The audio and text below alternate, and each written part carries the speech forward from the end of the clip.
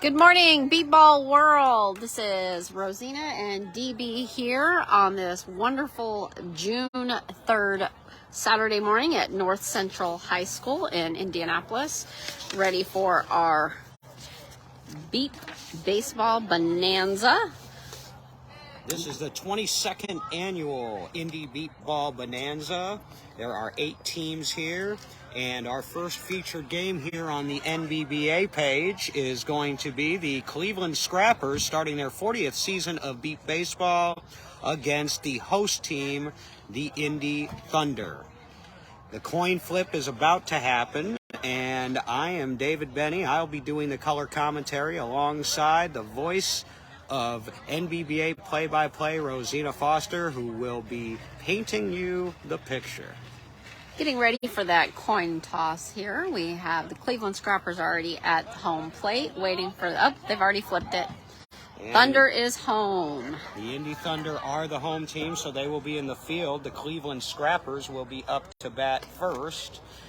Again, we are at North Central High School on the north side of Indianapolis. If you're in the local area, you can make it out. If you can't, we're going to be streaming. Not only are we streaming games today directly to the NBBA platform, but we're going to share teams from other streams from other teams from the other fields. We are on Field 1. There'll be 4 games going in each time slot, and we'll fill you in on more on that as we go along.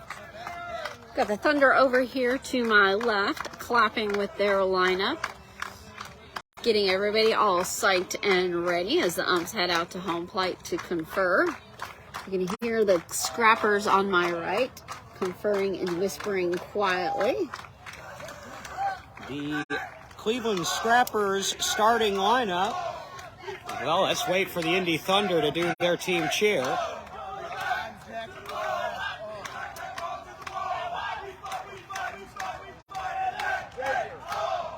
You got Zach over there hopping up and down with his bandana as they're all chanting.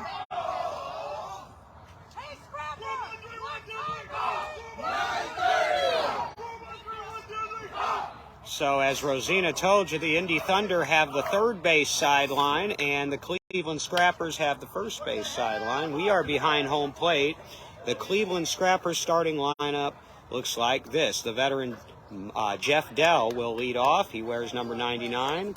Antonio Devine, wearing number 2, will bat second. Hitting third, we have Steve Miller, number 37. Batting fourth will be Christian Keeley.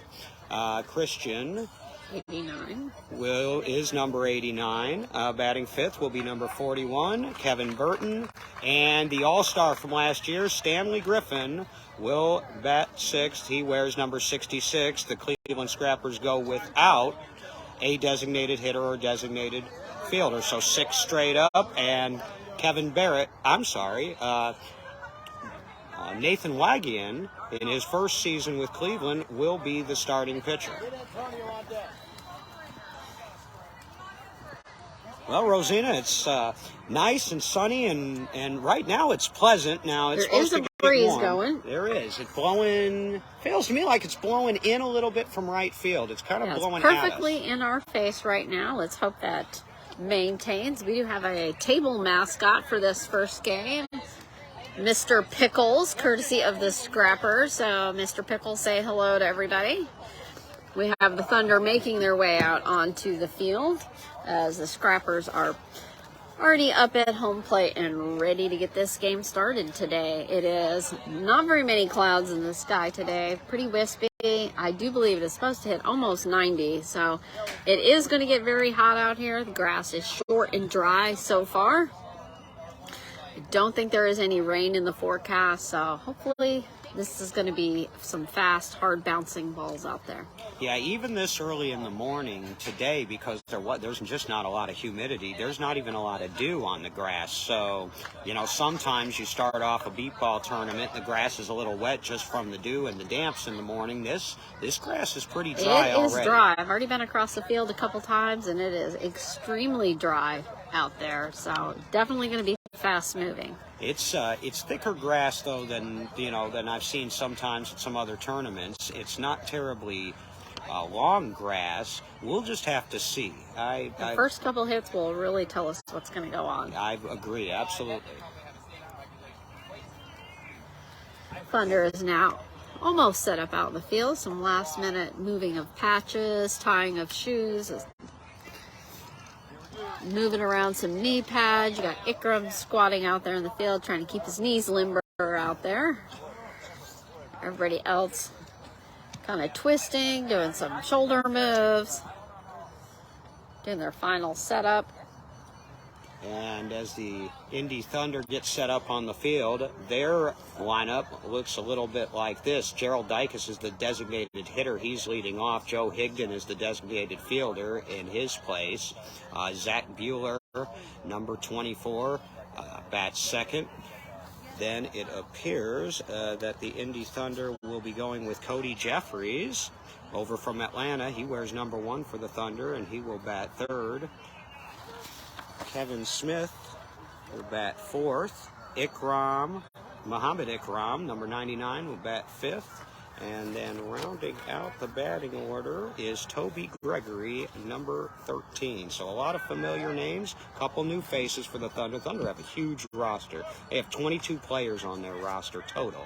So my sense is we'll be seeing a lot of different players and a lot of different lineups as we go through these first 2 games, because we will have the Thunder in the first 2 games here this morning.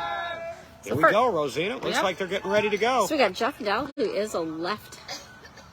Oh, no, he's switching back over to the right side. He was just waiting patiently. Got Tracy Parks pitching here. Ump is called set.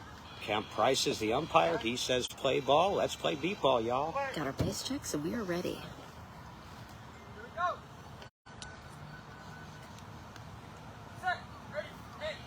And it was high over the bat as he swings hard. Stepping back to getting a practice swing in. And it's going to be a pop-up right on the line. Going to be foul.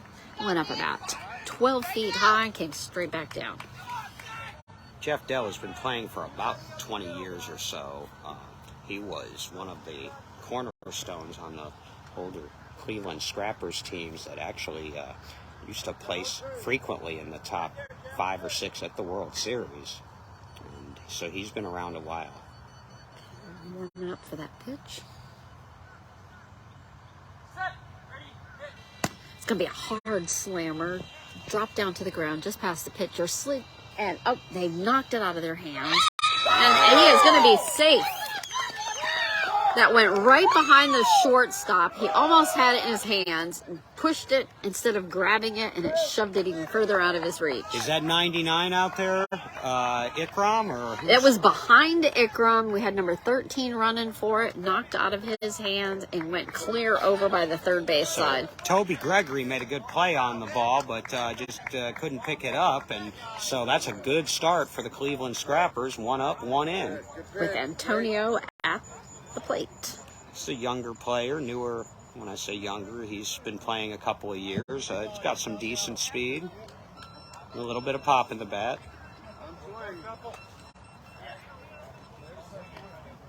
Got the ball back to our pitcher. Couple Pitcher tosses over. Nathan Wagian is the pitcher. Oh, I think this is Tracy Parks up there. Oh. Number 29 right now. Is he pitching this? Yes. Okay. They had Nate listed as the starter on their roster. Thank you, Rosina, for that.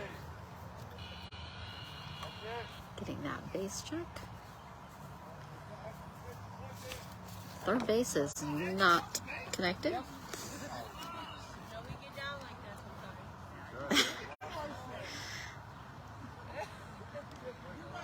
Some harassment over from the Cleveland team that they're strong enough they broke that bat.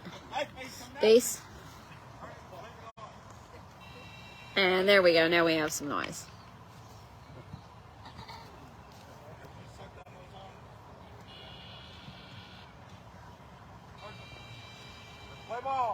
And we are ready to go. Tap at the plate as he brings bat up over the shoulders. And ball was under the bat by about 2 inches. Hard, even swing.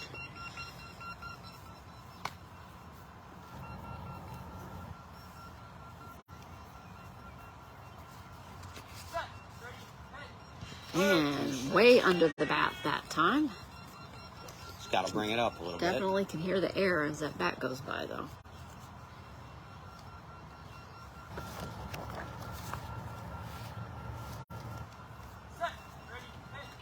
And he's got a tip on that, rolled under the ground, just under the pitcher. They're scrambling Cody, and Ikram. Ikram has it, and he is out about a good 5 feet before he reached the base. Yeah, good job charging the 40-foot line there. That was in fair play, but it wasn't hard hit. He had to come up, and nice play there. Ikram solid, picking right up from where he left off last year.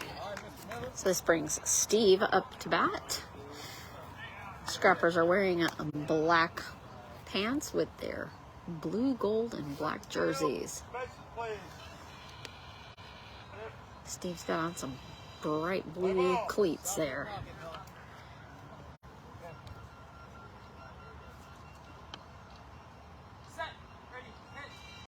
And ball bounced underneath the bat. Steve kind of has a little bit of a leaning in over the plate as he's preparing for the pitch.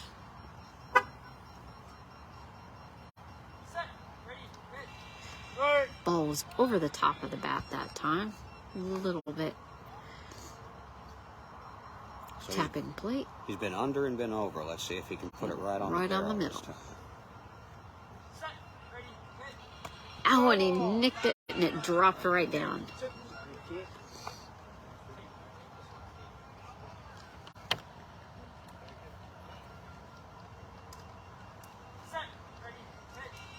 And he took a pass. Leaned one shoulder a little bit and then just held it.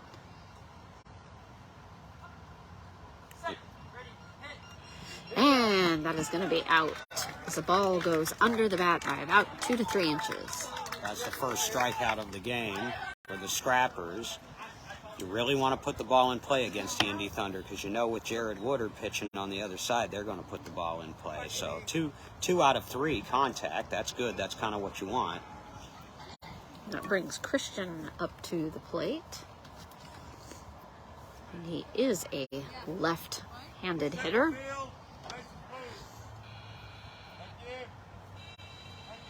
Christian made the World Series All-Tournament team on offense last year in Beaumont, Texas. Head wobble there. Ball high up over the shoulder. And just barely slid over the bat.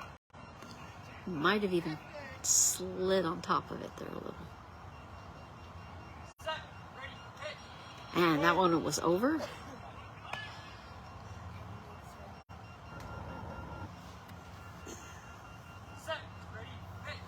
And he nicked it and dropped right at his feet and didn't move.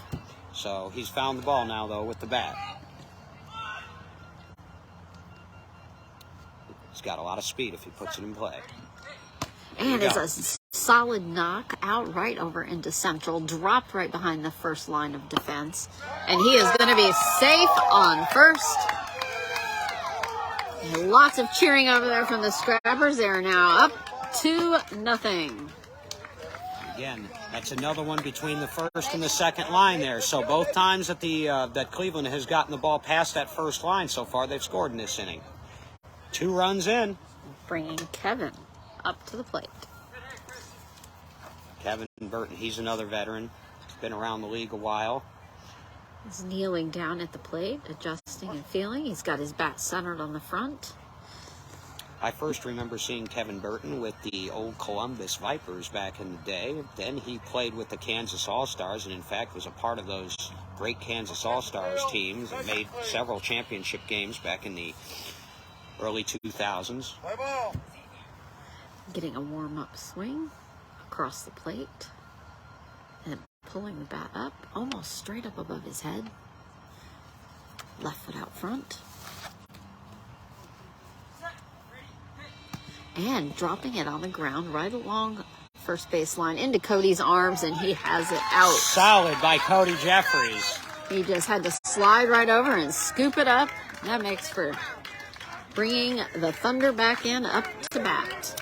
So not bad start for Cleveland there. They put 2 on the board, and now we'll see what the Indy Thunder can do here at home as they continue this rebuild that they're on to try to get back to championship Saturday at the World Series after winning 5 in a row. You know, it's not much of a rebuild when you finish 6th. I mean, 6th, you just nothing to be ashamed of there when there's 17 teams, but the Thunder want to improve on their 6th place finish last year. And they've got the team to do it. You're going to see right away a couple of players you're familiar with if you follow the Thunder for the last 8 or 9 years. Gerald Dicus and Zach Buehler up at the top of the lineup here. We do have Gerald over here warming up on the deck, kind of twisting the bat around, the shoulders a little bit. Got his mind fold up on his forehead currently as we have a couple practice tosses in here between Jared and Booker across home plate. The Scrappers making their way out into the field. And the Thunder is wearing their gray jerseys with the white Indy Thunder with the jagged tip on the tee. A few more practice tosses. As Jared's wearing his helmet, which is probably a good idea after he got slammed last year. Boy, oh boy, that happened here too in the placement game on Sunday morning. He took a line drive off the bat. Right into the jaw. Buddy Adam Rodenbeck. Got Jared stretching now. Made it back for the World Series, but that had him out for a couple of tournaments. And Gerald making his way up to the plate. Lining up his bat along with the front of the plate. Adjusting his feet. He's got his bright colored spandex on underneath shorts. They're black with white. Gerald Dicus is the reigning NBBA's fastest man. Got our base check and ready.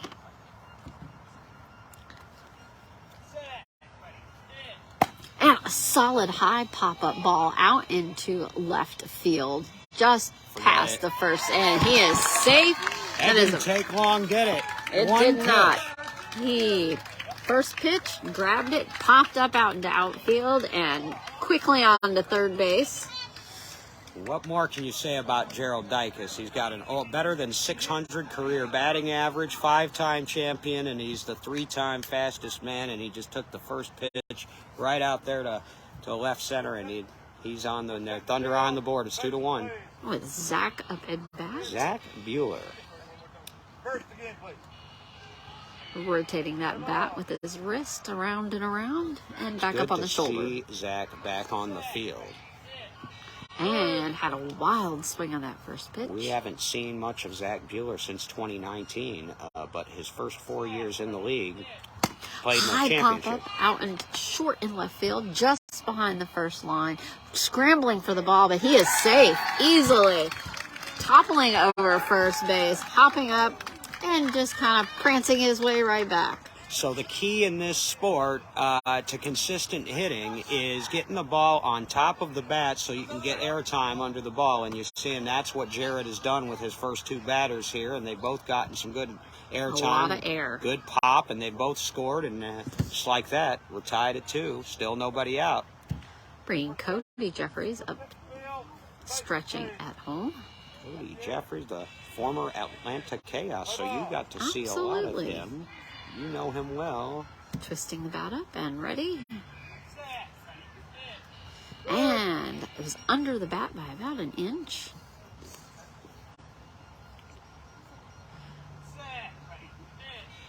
And it's going to be a line driver out to right to center field, just past Kevin. They're scrambling. Cody missed the base, comes back, and he is safe. That was very close. Since he missed the base, they almost had it. We're just scrambling for the ball when he came back around. Fortunately for him, he's got a lot of pop in his bat, and he needs to clean up the base running a little bit. But you see it now. Obviously, the Thunder are impressed with what he's shown them so far this year in training, because he's batting 3rd in their lineup in their first game of the season. So, and he scores, and that's 3 up and 3 in. And bringing Kevin Smith up to bat. Got full padded arm sleeves on with white gloves. Here's another guy with a lot of pop. Now, Kevin Smith needs to work on his consistency a little bit, but when he puts the ball in play, it generally goes a long distance. Definitely getting some distance on all these hits on the Thunder team. Bringing the bat back up over the shoulder. And he has a very high swing, just barely missing that ball. The swing's coming up right about at his shoulder level. And that is a high swing, but Jared will find it. It can be tough to get on top of it sometimes, though. And dropping to the ground right behind Jared. Going to the ground. Can they grab? Oh, they have him. That is number 66 for the put-out. That would be Stanley Griffith. And when you hit the ball on the ground short, you're hitting it into Stanley Griffin territory. He has been one of the best short players in the league over the last 15 years or so. He was an all-star for it last year, and he makes the play there. And that you got to pick up the ground balls against Thunder, and that's what he did. 1 out. Now Ikram. Standing at ease at the plate. He's got some blue sleeves on under his gray jersey. Ikram really had a breakout season last year. He did incredible last year. After being a reserve behind all the Thunder players. And a low line drive right along first, but it is going to be going foul about 3 feet before first base. Just a little bit behind it. And if that is fair, man, that's opposite field down that line, and he's got some room to run. But Booker bringing it back up to home plate. It had a lot of power behind it. Just rolled out right before the base. Hard little practice swing. One strike, play ball. And just barely tipping that ball as it drops down behind the plate. Ikram emigrated from Pakistan in 2015 and picked up beat baseball within a year of being here. It's going to be a little line driver out into left field, just past the shortstop. Scrambling. They're both on top of it. Can they get? They have him. He is out. Seconds before he hit the base, they gobbled that up and got it in the air. Wow, that's a close call there. That was very close, a matter of about probably 1.5 steps. Is that Kevin Burton, 41, that made that play? No, I believe that was 89. Keeley. Yep, Christian Keeley. Bringing Toby up to bat, I believe. Yep, Toby Gregory. He's got some black and yellow batting gloves on. Toby was a part of the Thunder's first championship season in 2016. In fact, he started in the championship game that year, then went to the Indy Edge for a few seasons, came back last year. And swinging a scoop just under the ball. Resetting at the plate. It's going to be a hard, bounces right at Jared's knees, goes out into right field. Kevin's scrambling to get it, and he hasn't. He is out. All right, they got the balls they were supposed to get. That's the key in this game. The 3 runs that were scored were legitimate hard shots, but they picked up the 3 balls they were supposed to pick up, and 3 different players, it looks like, had putouts for the Scrappers. So that's a good start for Cleveland, and they didn't let the Thunder turn the order, and we played an inning, and it's 3-2 Indy, and Cleveland's right in this game. They are right up there, definitely staying put, hustling out on the field and picking up those balls as quickly as they can to get the job done and bring them back up at bat. I think what we've seen so far, though, is this grass, even though it's not wet, this grass is thick enough, Rosina, that it is knocking some of these balls down. It's slowing them down. If you hit it on the ground, it's gonna slow the ball up. Definitely is slowing it down. The Thunder, they're getting some power behind those hits, and when they're keeping them in the air, they're definitely hustling over there to the base. They're having the issue when it's hitting the ground, and then it's a very close call. And it's just, at this point right now, this is an excellent game. Not seeing where anything is going yet. It's just going to be a tight neck and neck. And the Scrappers will have Stanley Griffin, the bottom of their lineup, leading off, and then back up to the top with Jeff Dell. I've got Stanley up now, coming up to bat. Still have Tracy Parks pitching. Now, we mentioned Christian made the all-tournament offense. offensive team at the World Series last year with the Tyler Tigers, because Cleveland didn't come to the World Series last year. Stanley Griffin made the all-tournament, all-defensive team at the World Series with the Tyler Tigers, and then got an invitation to the All-Star Weekend event down in San Antonio last December, and he showed up, and he had a good weekend down there. Just tipping it off down over to the ump. Stanley kind of has a little bit of a squatting setup there with the ball kind of at hip level as he prepares to swing out behind him.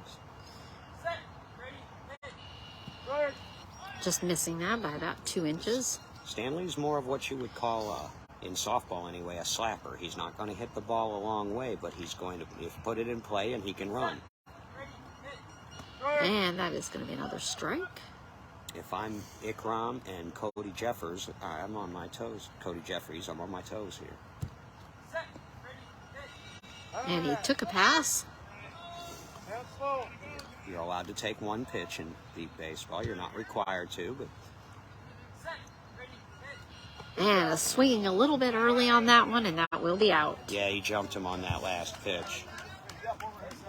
Sometimes taking a pitch to listen to one, sometimes it helps, and sometimes it throws him off. And in that situation, it seemed like that last one, the timing was not quite right. Brings Jeff Dell up to bat. He scored his first time up. Stepping back off of the plate. Swinging that bat around with the wrist. Listening for those bases.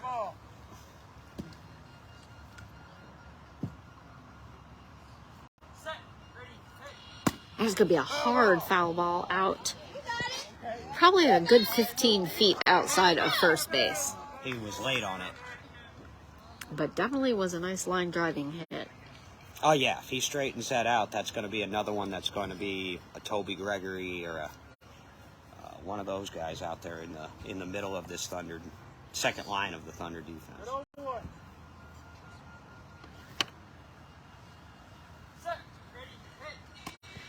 Tip and dropping right at the plate.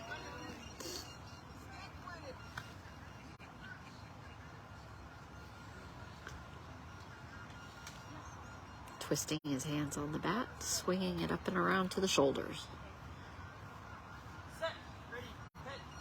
And a high pop-up this time out on the third. Is it going to stay fair? Yep. And that is going to be foul again. Oh, and he ran into, Jeff actually tripped over Ikram as Ikram was bending down to pick it up. It was just outside of third base. Ikram was taking his time, but Jeff just kind of tackled right over the top of him. It was in that coffin corner area, and Kemp waited to see what the ball was going to do. He waited and hesitated and then called it foul. The baselines are 10 feet off the foul line just for that reason, what you just saw there when a fielder goes toward the foul line and a runner's running the base. Sometimes they can get close together. Everybody's all right, I believe. Absolutely. So. He kind of caught over his legs and just kind of rolled over him. They didn't collide full chest or upper bodies. Stepping back up to the plate and then back off of it.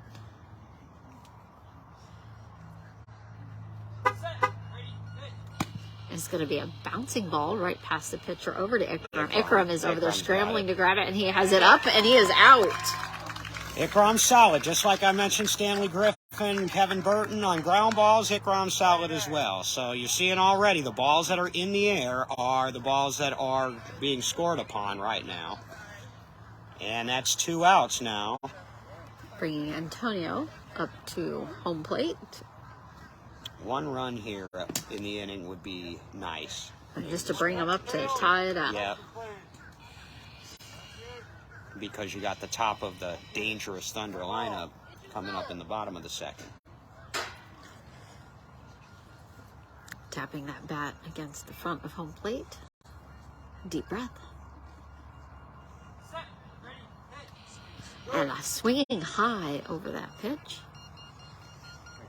A lot of key input there of getting that ball to the batter.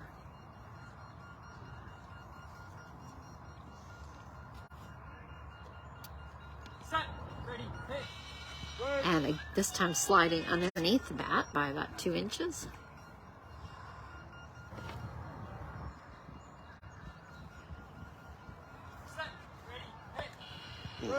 again, over the ball by about 2 to 3 inches.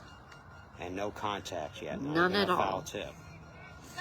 Wonder if he'll take this here. And he took a pass. He must have heard you, DB. Well, he didn't want to make a liar out of you.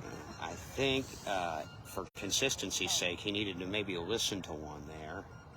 Let's see if it does the trick. And again, sliding right over the top of that, calling for an out, bringing the Thunder back into bat. So it's 3-2. Thunder lead coming up in the bottom of the second. They'll have the top of their order. Dykes and Bueller and Jeffries and Smith. And we remind you, and we're going to try to update scores for you as they come in on other games going on as we go along. On other fields, you've got the Gateway Archers and the BSO Philly Fire. You've got the Chicago Comets and the Indy Edge, and the Boston Renegades and the Bayou City Heat. Those games are going on right now, and when we get updates, and if anybody is double dipping on any of those streams and you want to share a score with us, feel free to do so. As the Scrappers are taking the field, and Thunder is getting ready for their lineup. We got Jared's little one on the field there. He wants to help his dad pitch. Saw him earlier practicing running bases. Yeah. He's already tackling both first and third, so I think he's going to be a contender there. That is little Zane Woodard, and he is a third-generation beat baller now, because, of course, Jared's father, Clint, played for many years and is still on the Thunder roster as a player. And then Jared, now he's got his little boy. And, of course, Jared's missus is one of the main spotters for the Thunder and has been for a decade now. Jared is already in the Hall of Fame, and I sense Mariah is going to join him in the Hall of Fame as a spotter before much longer. Got Gerald up at bat, getting a double check on those bases. Gerald is building a Hall of Fame resume as we speak. He's in his 7th season, and he's been an all-star, I think, in 4 of them now. And a little bit of a wild swing as he steps into the plate, missing that ball. He was trying to hit a home run is what he was trying to do there, I think. He just needs to relax. Nice, sweet, smooth swing like last time, and he'll score a run. And this time high on the ball, but right on the level. Jared giving a little instruction to Gerald there.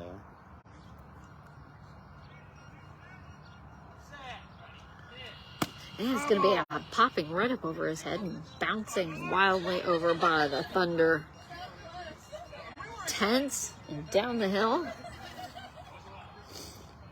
Had a wicked twist on it.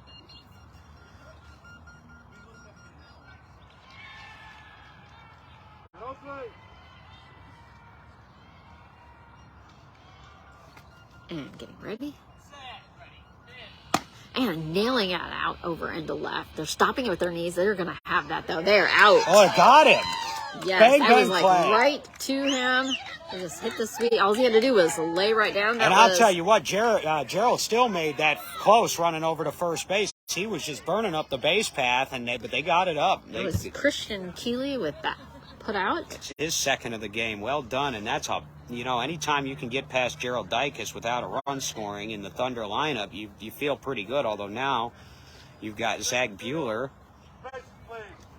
who along with Gerald was part of that rookie class of 2016. It was just phenomenal.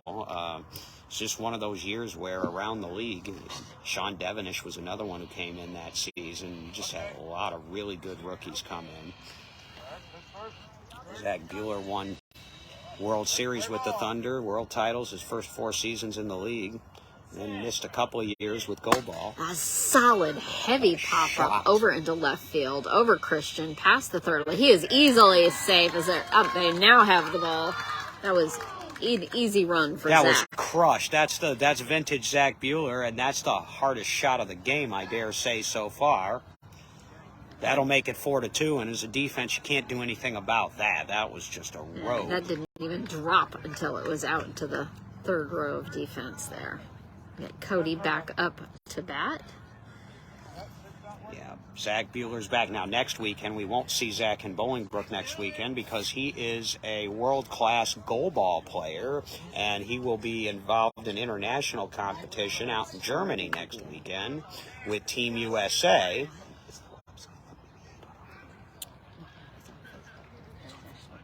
He's pitching in this week, and he's 2 for 2 already in this game, and so now it's a 4-2.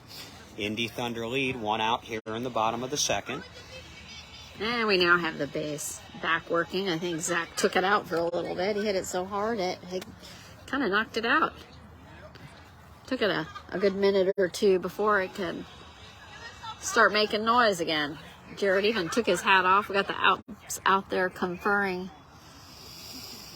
And I believe there was a hole found out in the field earlier, DV, and they were going to fill it. And so I'm not sure if that was not where the ball hit, but I do see that the umps they might have dug another hole, possibly. Yeah, you don't want an ankle breaker, and so if you get a hole that's either deep enough or that's big enough especially for a cleat to get stuck in, because that can be the worst if a cleat gets in a hole and the rest of you doesn't, and a lot of bad things can happen. Yeah, we just have a lot of resting going on the field right now. The Cleveland team, all but one, have taken a knee or are sitting and laying. The heat is starting to come in. Most of the breeze has disappeared. We still get a gust every now and then, but it is going to be a brutally hot, dry day. Still conferring. The umps are still checking. While we're waiting, we'll give you a taste of what you can expect for the rest of the day here on the NBBA page. Our second game will be right here on Field 1 again, the Indy Thunder and the Gateway Archers. And then after lunch, the plan is the Bayou City Heat and the Indy Edge, unless there's another 2 teams that are 2-0 or something. We want to try to see if we can grab the most pertinent game going on in that third time slot. Of course, ISC Sports Network, the local television network, will be on hand here to do the Indy Thunder Philly Fire game. They're going to televise that one at around 2:15 or so this afternoon. Nice grab. And Rosina gets her first put out of the day on some of my papers that have blown in this 15 mile an hour wind. It's a breeze. It's a nice breeze that comes in every now and then. It's not going to be enough to, I don't think, distract the base runners. Sometimes if you get too much wind, it can get in the ear of the players and you can mess them up a little bit, but I don't think we're going to have that. No, we definitely have some dirt being poured into the hole out there on the field again. Now, while that was not where the ball hit, that could have been where one of the outfielders possibly stepped as they were making their way toward the ball. Yeah, and even though the ball didn't go there on that play, the next one could. Later. Right. So, yeah, they're definitely, it looks like they put about almost a third of a bag of dirt in that hole. I wonder if it was like a gopher hole or something like that they found out. And they're adding a little more dirt as they tamp it down.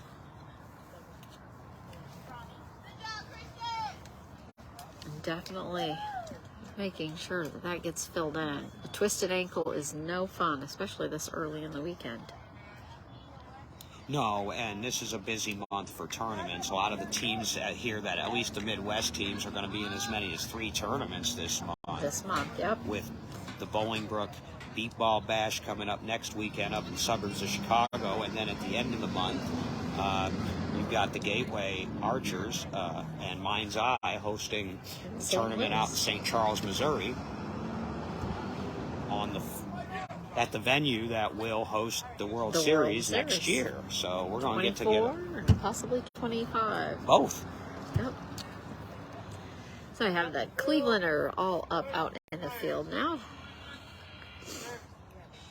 Looks like Kemp has called game on again, and here we go. Winding up with Cody Jeffries at the plate. And getting a solid line drive out into left, just past Christian. And just past the third line, and he slides at the last minute coming back into the base, and he is safe. Cody Jeffries looking good in his Thunder uniform now. He's 2 for 2 on the day, and that's the 5th Thunder run. It's 5-2 with still 1 out. Now, it definitely was right past Christian and then stumbling past. I believe that was Antonio out there. farther in the field. Just couldn't scramble to get that up in time.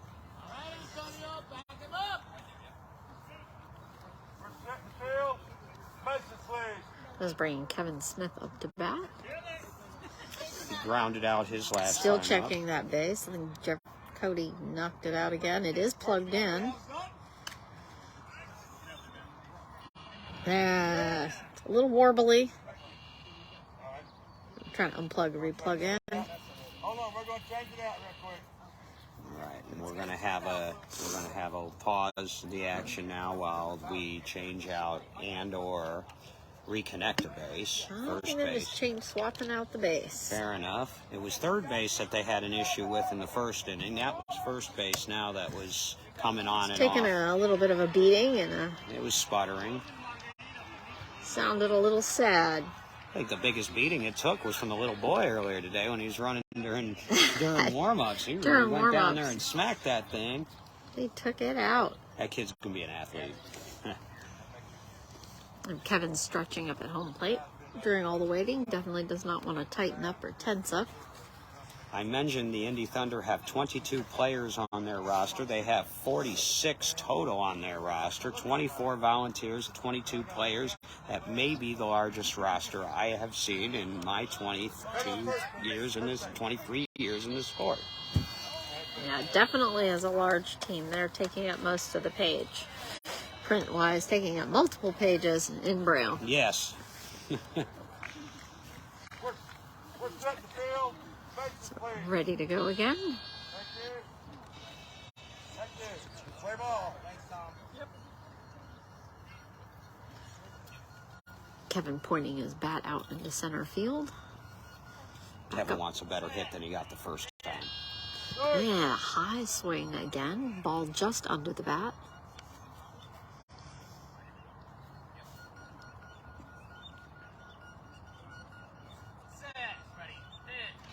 And slamming it out onto the ground, out into right field, just past Kevin. He's scared. He is safe. Could not get to it in time. All right, well, that didn't have a lot of air time on it, but it had a lot of power behind it. He was able to get it past Griffin and that front line, get it past Burton. He was just barely past Kevin. He was down on the ground scrambling from it, but just not enough time to get to it. That is the 6th run now for the Indy Thunder of this game. It's 6-2. So they matched the 3 runs they scored in the first with 3 more in the second. The only out of this inning was a play on Gerald Dykes. Shockingly enough. Yeah. Now they need to get these last 2 outs here so that you don't flip that lineup back over. Still waiting for first is causing issues. All right, no baskets today. Muhammad Ikram at the plate. He's heckling the bases. Ikram was with the Thunder since 2016, 15 maybe even, but he was backing up some pretty high-profile talent for most of his time there until last year, and he finally got his chance to start last year. I mean, you know, imagine waiting your turn for 4 years playing behind players like Miguel Tello and Eric Rodriguez and Corian White. He finally got an opportunity to start last year when some of those players moved on, and he made the most of it. He definitely is not letting that moment to shine pass him by. So third is now working. Okay, here we go. It's kind of early in the day to have base issues. A quick tap to home plate. Well, I'm going to knock on wood that we haven't had a ball issue yet. The ball is held up pretty well here. So far, Bases, please. it is only the second inning, so hopefully it'll hold out for maybe Play ball. at least one more. Bright red laces. And it's going to be a foul ball going right over into the Cleveland's tent. It's got some bright blue and orange shoes there with bright orange laces. There's a little bit of banter as Ikram was a little late getting around on that ball and fouled it over to the Rolled Cleveland right Scrappers into the scrapers. bench. Scrappers. Ooh, almost knocking out Jared's feet, tumbling along the ground. But, oh, it bounced right out of his hands. Not gonna. Oh no, they haven't. He is out. What a recovery! Stanley Griffin, and you know what? That's why he's an all-star. What a play! It bounced out of his hands. I thought it was going to get by him. Yep. And he scrambled, crawled along, got that ball. Second put out of the game for Stanley. Him and Christian each have 2 now.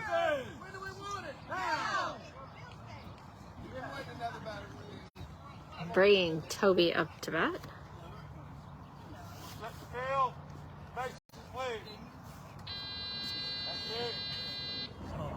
And both bases working the first time around this time.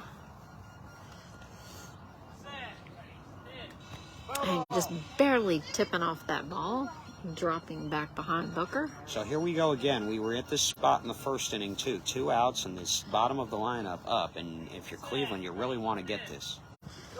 And scooping just over that pitch. The ball was a little bit low, just over home plate.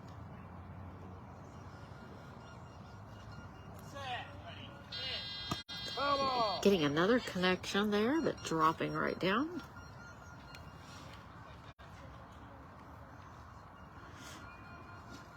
Almost thought he was going to kiss the bat for a minute. And bouncing right behind Jared, short. Stanley. Can they grab it in time? And he is out. That is another one for Stanley. 2 putouts in the inning, 3 in the game for Stanley Griffin, and the Cleveland defense shuts it down again at the bottom of the order. So they only give up 3, and it is 6-2 as we head to the top of the third. Cleveland coming very slowly into that, taking their time. Thunder is already almost more than half out on the field. Cleveland taking their time, just coming in nice and easy. Cleveland's defense is keeping them in the game. You've noticed so far, not surprisingly, Jared has put everything in play. Jared hasn't struck out anyone yet through his first 12 batters of the game, and they've scored 6 runs, and Cleveland's made 6 putouts already, but they're doing it. They've made the plays they've been supposed to make. We haven't really seen Any a major ground ball get through Kofus. yet. Yeah. I mean, Kevin Smith's ball was on the ground, but it was hit very hard. Other than that, all of these balls have been legitimately smacked to the second or third line. Got another sneak appearance there by Mr. Pickles.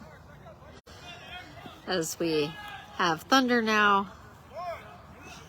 I think they are set up now, doing a quick sound off. As we've got Steve Miller up at home plate with his white batting gloves and blue Nike shoes. Gold socks. He is definitely decked entirely out in team colors.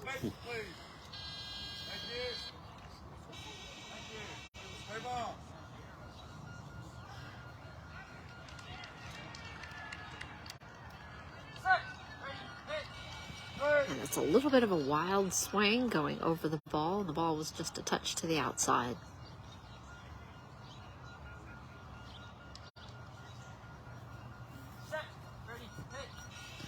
And almost a repeat there. You got it!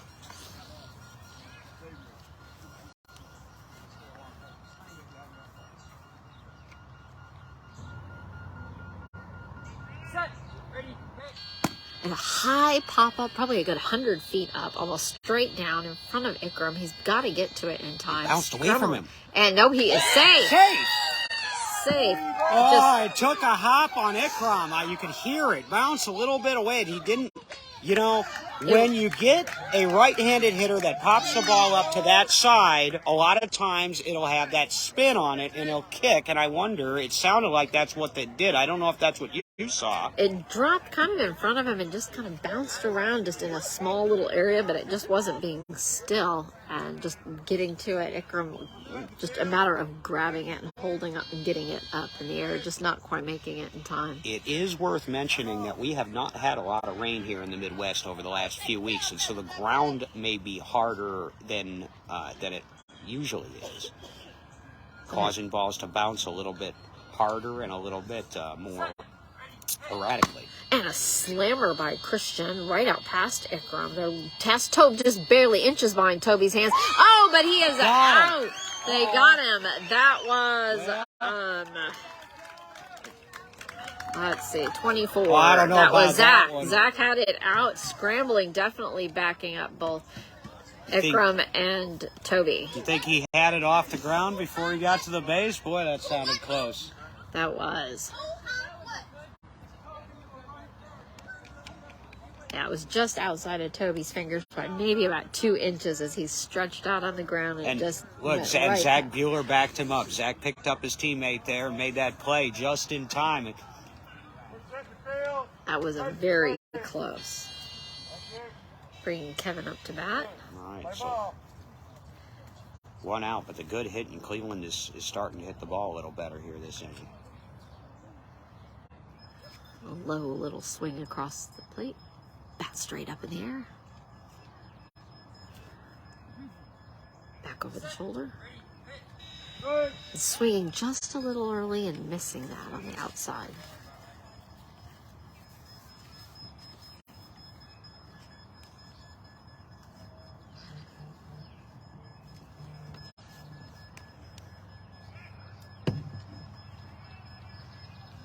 Bat back up. And ball again on the outside just a little bit. Well, and I think he was over the bat too there, a little bit at least. Yeah, he was a little high. Kevin kind of pushing up his arm sleeves.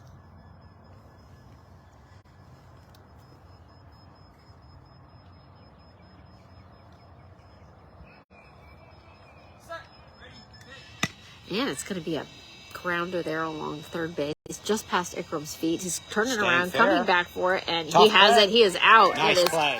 Ikram with the put out, making it up.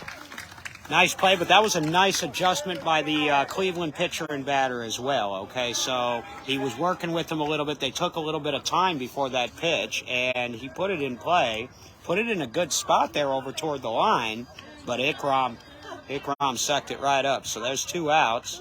Yeah, passed him a little 6-3. bit, turned around, came right back out. Because he never quite got on the ground. It just, he was running for it. It was right past him, turned right around, and went back and scooped it up. Bringing Stanley up to bat for the Scrappers. Stanley's been the defensive ace so far for Cleveland, as we expected, but they could really use a run from him to get Jeff Dell in the top of the lineup up to bat here. Yeah, it's going to be a nice little grounder right along first, just past Cody. He's back up and got a scrambling chance. for it. And no, he is safe.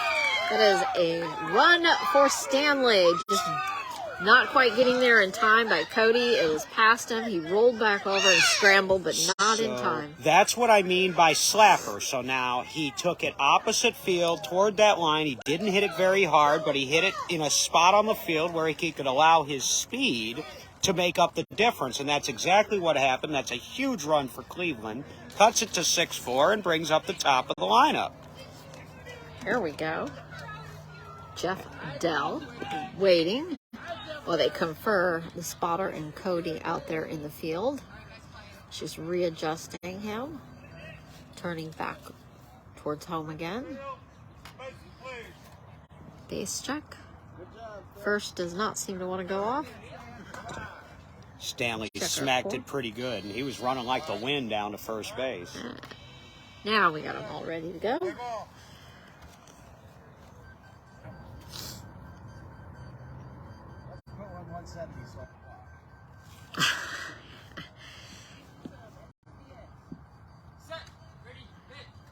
And hitting it, but tipping right off into the catcher's mitt. Straight back, though. That means he's on it. The timing is good.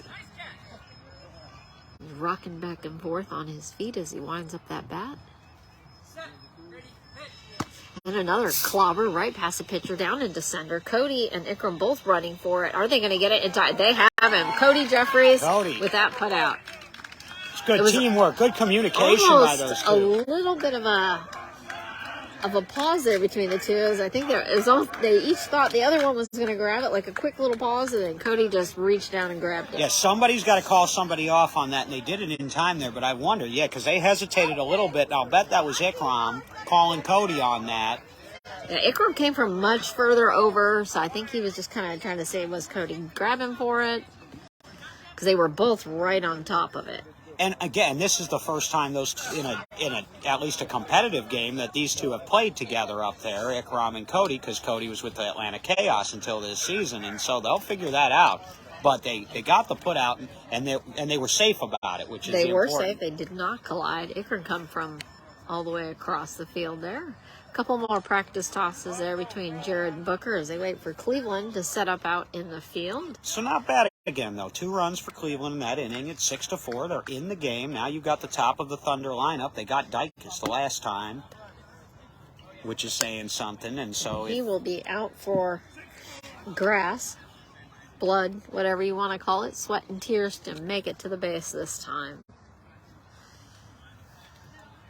Setting up his speedy little feet there at home plate.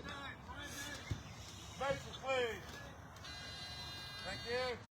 Get that base check. Play ball.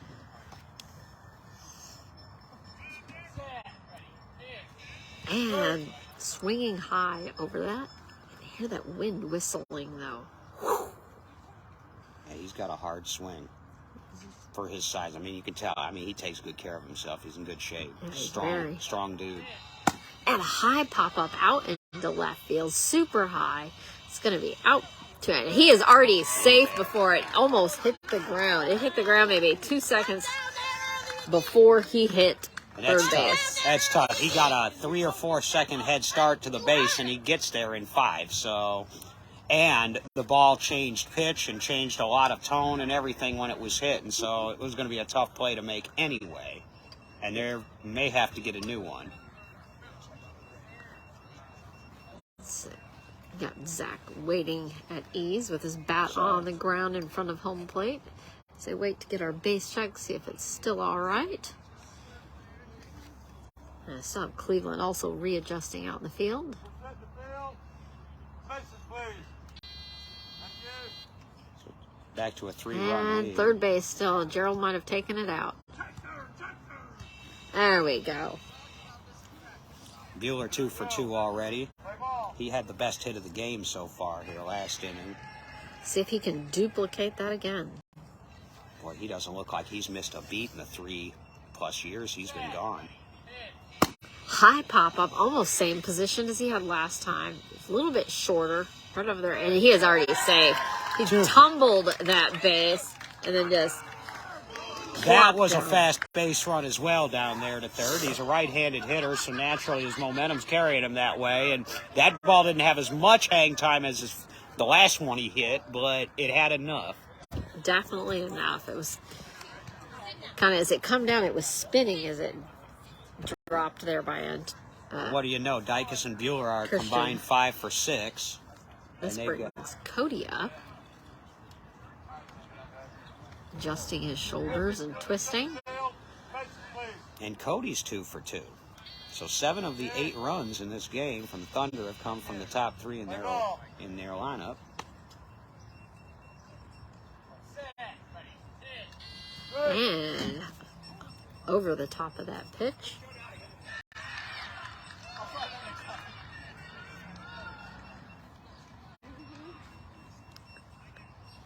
I got a chance to visit with Cody a little yesterday. And it's going to be a solid little grounder right past Jared. Oh, between Christian's legs, and he has it. He is Got it. out. Nice play by Keeley. Kind of stumbled along his, I thought it was going to go between his legs as it rolled up off his ankle, but he stopped it with his other leg, reached down, and had him out. So that's the first out in the inning. And a good play there by Keeley. I think that's his third put out now so far. He's equaling what Stanley's doing over there on the other side. Finishing the thought I was making before that pitch, I had a chance to visit with Cody a little bit yesterday, and I can just tell he's having a blast playing ball with the Indy Thunder. Well, that is wonderful. So, I mean, you know, it's always great to see that they're out here and enjoying what they do. Definitely everybody wants to win. I'm a very competitive person myself, but it's also wonderful when you can just really enjoy what you're out there doing and not, it's not a fight to be able to play something that you love. Thank you. Thank you. Play ball. It's Kevin Smith, 1 for 2. He's pointing his bat out towards center again. And knocks it on the ground just behind Jared out into center. It's Past gotta be Stanley. Kevin's reaching for it, and he has him out. Kevin just stretched out his long arm, grabbed a hold of it, and lifted it into the air.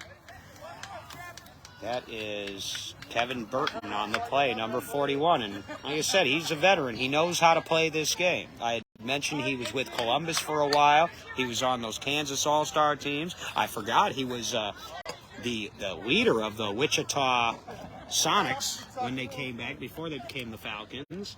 And then he played for that USA Legends team a couple years ago as well. So he's been around some circles. Bringing Ikram back up to bat. Play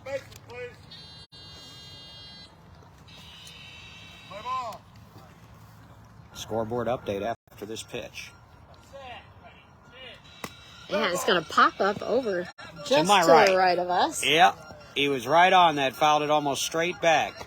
Got a scoreboard update from one of the other games going on. Philly Fire 6, Gateway Archers 4, Gateway batting bottom of the second. We will see the Archers next in the second game here. Just barely missing that.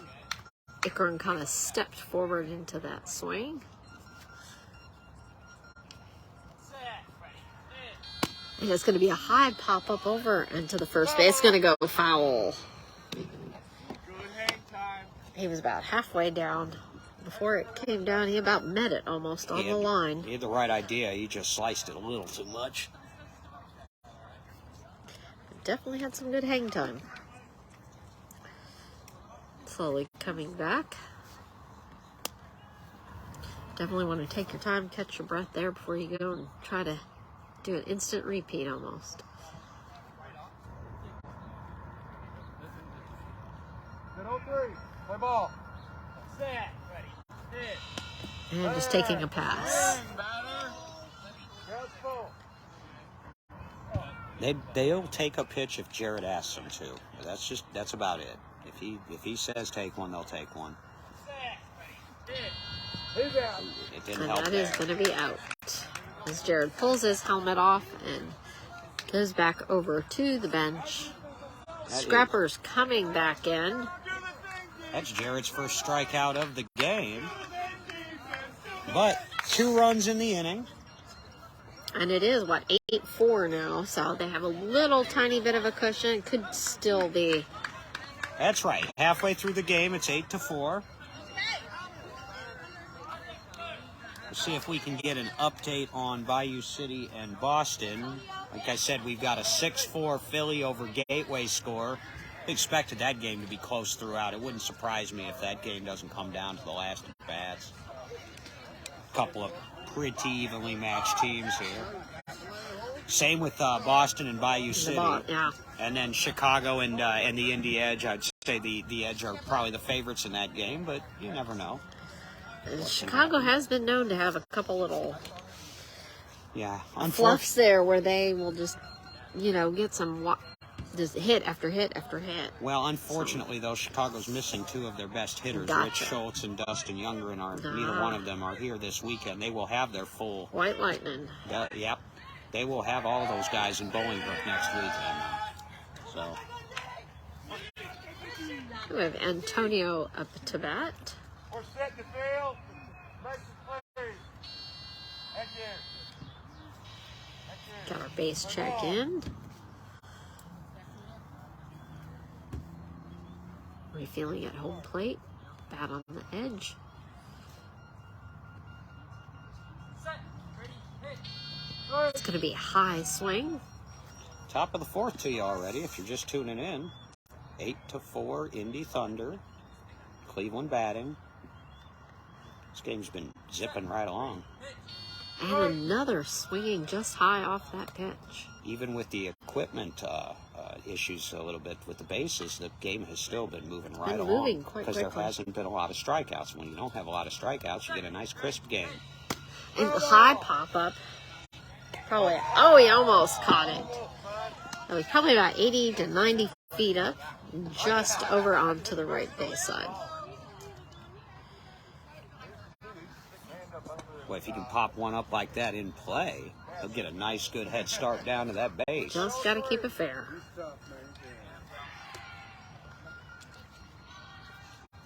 Set.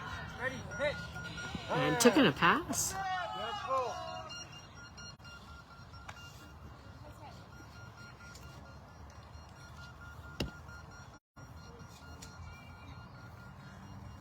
Devine was also with Tyler last year. For the World Series. Yeah. And that ball was on the outside, and that will be out.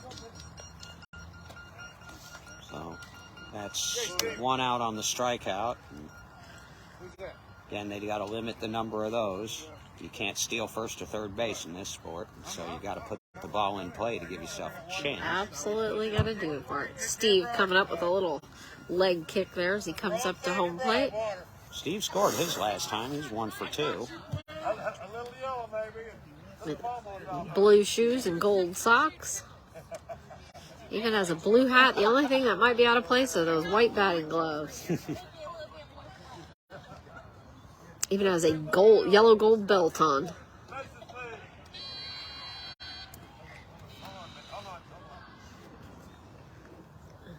I'll give him the base check again because there was some noise coming from one of the other fields. Kemp's been doing this a long time. He wanted to make sure that his batter heard the bases. And it's pop up right back foul over to our table. Caught by the volunteer Xavier there before it come to my feet. Good timing there. Yeah, that's not a good ball to play soccer with. And that's going to be a strike. Can't quite see the batter right now to see how far off that was. Set. Ready. Hit. Another strike.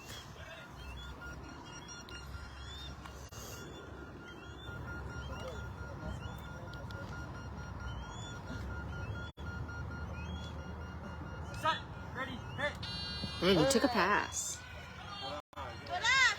Steve kind of leans over home plate as he's getting ready for that swing. It looks like he's very earnest and ready as he's kind of just barely hunched over the home plate. Well, but sometimes that leaning out over the plate can affect your balance and your follow through a little bit, though. And he is It's out. 2 outs. A lot of times you're better off keeping your weight back. You don't want your weight going. Yeah, that just seems to forward. be his stance. He's done it pretty much every time. It scored him 1 run, but that's 2 strikeouts in the inning now. And this is what you don't really want if you're Cleveland. And Christian is Christian. up, And left-handed. Here's some of your speed. Yep, when he bats from the left side. And if you want to learn more about Beat Baseball or the National Beat Baseball Association, we invite you to visit nbba.org. Christian doing a little body shake there. Head shake. Bat up behind the shoulder. Set. Ready. Hit. And it's got, oh, it just tapped off of Tracy as it goes back. Dropping down. Ikram, scoop. Oh, yeah, he's got it. He is out. He almost dropped that Hit ball. the pitcher, though? He just barely bent out of the way. Almost got him. It almost would have been better off if it had clipped him a little bit and they'd have done that over so that it didn't roll right there to Ikram. But as it is, that's a pretty easy inning for the Thunder defense. 2 strikeouts and a roller, and now they've got a chance to get some separation here as it's Really 8-4. pull away. 8-4 headed to the bottom of the 4th. And the Thunder will have 6-1-2 coming up. So Toby Gregory and then that vaunted top of the order with Dykes and Bueller and Jeffries, and it's just so dangerous. Definitely dangerous. Ikram. I almost thought he had dropped that. It was like kind of fumbling out of his fingers. He never quite dropped it, though. He just had to get a better control of it.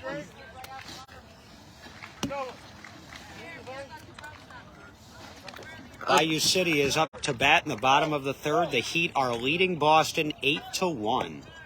Good start for Bayou City. Thank you to Darren Keepers for those scoreboard updates. Keep them coming. Still have Cleveland making their setup out in the field.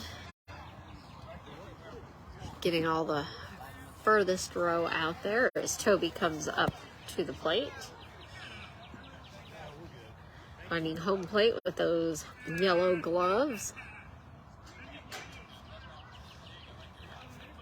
Jared giving him a little instruction there. Toby Gregory, back in his younger days, was a pretty good wrestler at the Indiana School for the Blind in the North Central Association of Schools for the Visually Impaired. I don't know that that's what they call that conference now, but it was the NCASVH back in our time. Getting some instruction out there with Booker and Jared. The Scrappers are still setting up out in the field. While we have a moment, I want to recognize the leadership of the National Beat Baseball Association, your executive committee, President Jerry Wendell. He is here on hand. First Vice President Cassie Hopkins. Second Vice President Richie Flores, who's over playing on the field across from Swear with the Bayou City Heat. Secretary Steve Guerra, who I imagine is listening to this broadcast. And your treasurer, John Lykowski. The National Beat Baseball Association is the sanctioning body for Beat Baseball and the host of your 2023 World Series of Beat Baseball. The NBBA was formed and founded in 1976. We are getting those base checks, so Toby will be ready. Camp Price says play ball. Let's play ball, y'all. Yeah, it's going to be over the top of that as the ball drops just at the plate.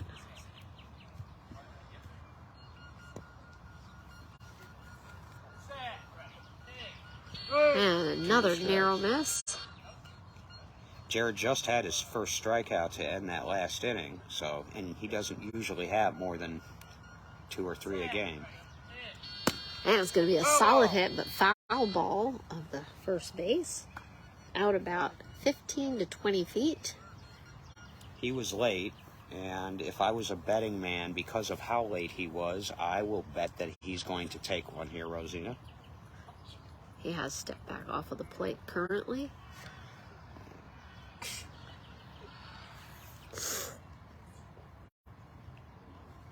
And that sun is definitely starting to become a little bit of a pain. Yeah, definitely took that pass. Yeah, it's starting to get a little higher in the sky, so it's at that angle now where it's really coming our direction. And another out. Just couldn't quite correct that. So back-to-back strikeouts to end the third and to start the fourth for Jared Woodard. You don't see that very often. And now to the top of the lineup, and let's see how they deal with Gerald Dykes and Zach Bueller, who are combined 5 for 6 so far in this game. The speedster Gerald. In fact, the top 3 coming up here in the Thunder order have accounted for 7 of the 8 Thunder runs, all but one of them, which Kevin Smith scored. The bottom of the Thunder lineup has done nothing offensively so far today. And ball was a little on the outside.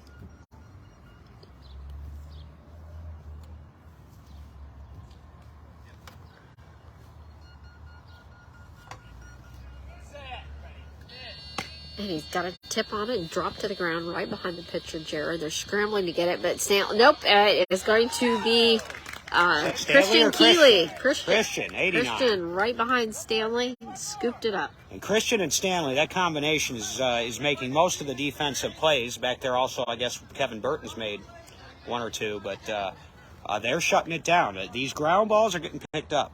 It's the harder shots that are not. So Dyke is now 2 for 4. They've handled him pretty well. Zach Bueller is 3 for 3 right now. Well, he's been putting him definitely up in the air and giving him that advantage of getting to the base. Yeah, I'm impressed, considering Bueller missed 1 season rehabbing from injury, 1 because of Paralympic goalball. He hasn't missed a beat. just over the top of that pitch. Set. Hit. And nailing it onto the ground. Nope, it hit Jared. Yep, that one Jared couldn't get out of the way of. He tried to jump, but it caught, I believe, the meat of his calf there as he tried to twist around out of it. So, Ball back to Jared's hands. Zach back up at home plate.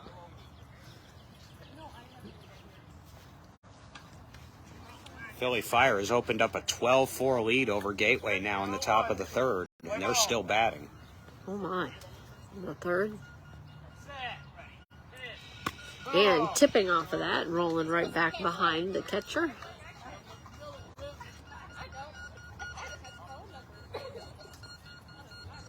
Should hear that ball as it comes by. Beep, beep. Actually, much faster than that. And another tip off of that. It's just barely catching that for Zach. See if he can get a little more bat on that ball. I think Bueller's there now. Ooh, nope. And that is another out. Spoke too soon. And that's a strikeout. That is 3 of the last 4 batters that Jared has struck out. And is that a 3-up, 3-down inning? That is. It is. That's a huge defensive inning for the Cleveland Scrappers. Plus, they don't have to deal with Bueller or Dykes right away in the bottom of the 5th either. So now they've got their chance. Rosina, it's 8-4. You're 4 runs behind, and you've got the good part of your order ready to go here. So, meanwhile, Philly is now done batting in the top of the third, but it is 13-4 over there. They're leading Gateway, so Gateway's got their work cut out for them. 8-1, Bayou City led Boston at the last check, so Boston's got their work cut out for them. And the Edge are leading the Comets, but I don't have specific numbers on that. That might roll in a little bit later as we bring up Kevin Burton to bat. Kneeling at home plate. Indy is out there. It's the Thunder hollering their sound out in the field. Defense. Getting the okay from the field. Field, base, please. Thank you. Thank you. Got the base check. Ball.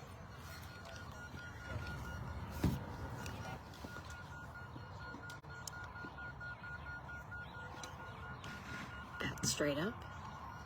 And back over the shoulder. Set. Ready. Hit. And the ball dropping just under the bat. It's a very quick drop. As soon as it hit the plate, it almost went straight down. And that could indicate it might have slipped out of his hand a little bit. He might not have gotten the follow through on it. He wanted through a sinker. Kevin stretching at the plate.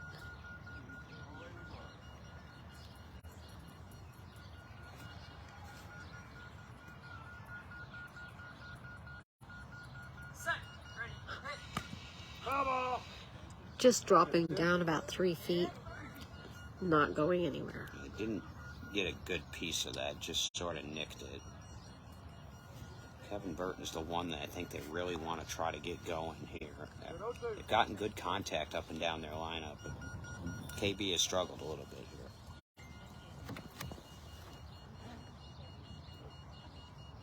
here. 9-3 Edge, top of the third. Edge batting against Comets. So this is the closest game right now going. Good. Is that 3 or 4? It was I guess 3, I that's three. believe.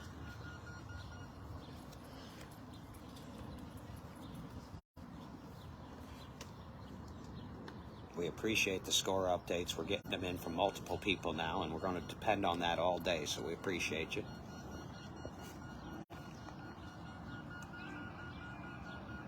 Set. Ready. Hit. And that one was a little bit wilder. It was out on the outside. And that is a strikeout. And now you got Stanley Griffin, who scored his last time. Now, if he can, like I said, as a slapper, if he can get one down one of those lines, or into one of those coffin corners, he's got the speed to score.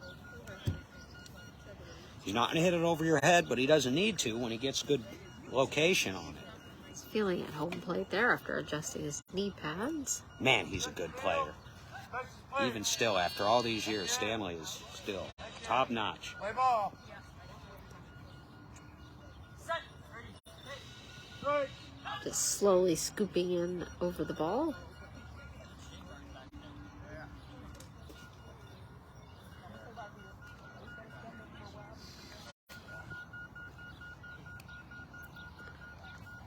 Set. Ready. Hit.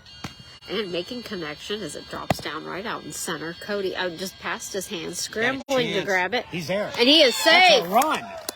Just not getting it quite in time. Just past Cody's hands. Turning around, but not in time as Stanley plows into first base. I don't know that he wanted to hit a ground ball there straight up the middle toward Cody, but again, you know, you put some pressure. When you know that's a fast base runner, as a defender, you know you got that clock in your head that's tick, tick, ticking, and you got to get that ball up quick. Close play, but Stanley beat it out. That's his second run of the game, and hey, it's 8-5 now. It's a 3-run game, top of the lineup. They have a chance. Jeffrey Dell up at bat. Getting the check from the field, see if they are ready.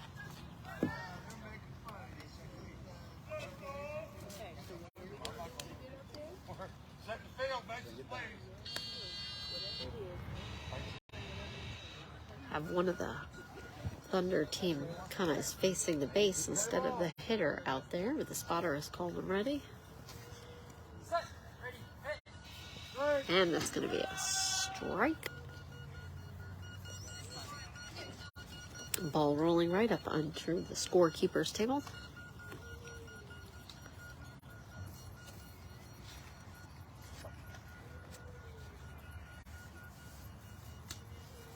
Set.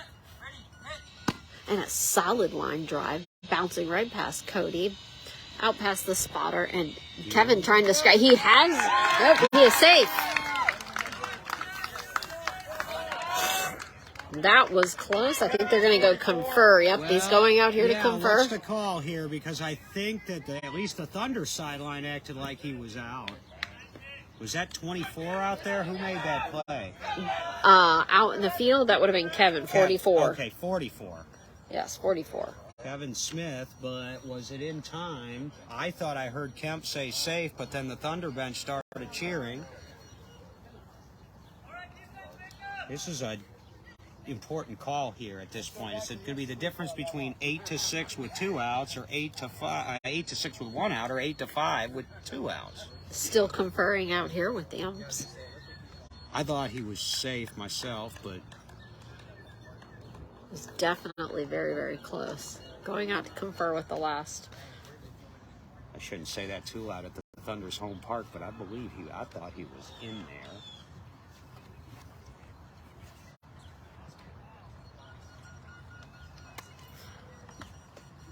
Just waiting around as ump makes the rounds.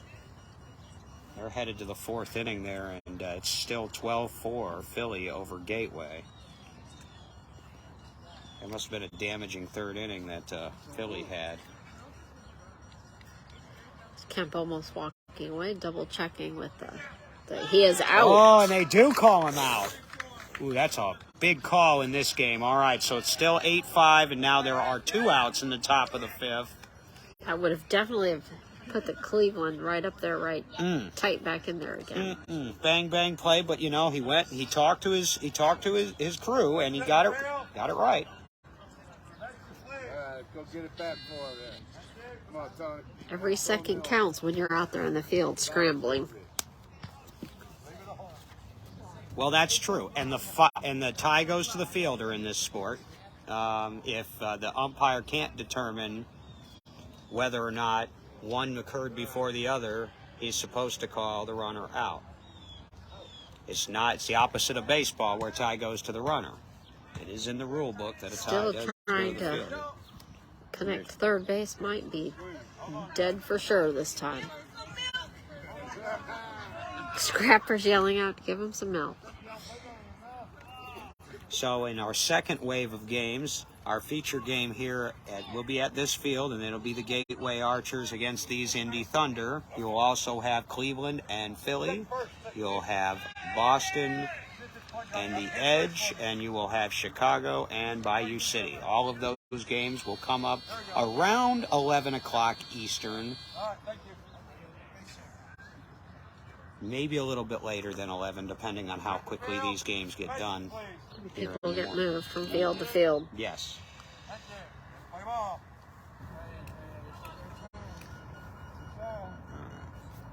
Ready for that pitch. Set. Ready. Hit. And swinging a little bit high and over. Antonio, they could use a run out of him right here. Set. Ready. Hit. That one was very close, maybe about half an inch off. You know what to do. Baseball. Set. Ready. Hit. And plowing it out over into left field, past Ikram, past Toby, Zach dropping on the ground, and he is safe. You said they needed a run out of him, and he got it done. He got it done, but Bueller made that play close. Bueller might pick that up. Did he have a little bit of trouble with the ball, or?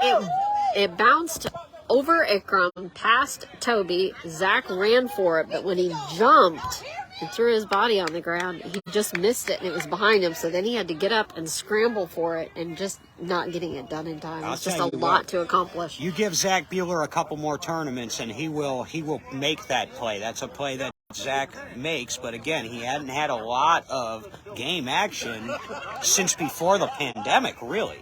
2019 was his last full season. He's one of the best outfielders in the league, but you can see, he's still getting back into the group. 8-6.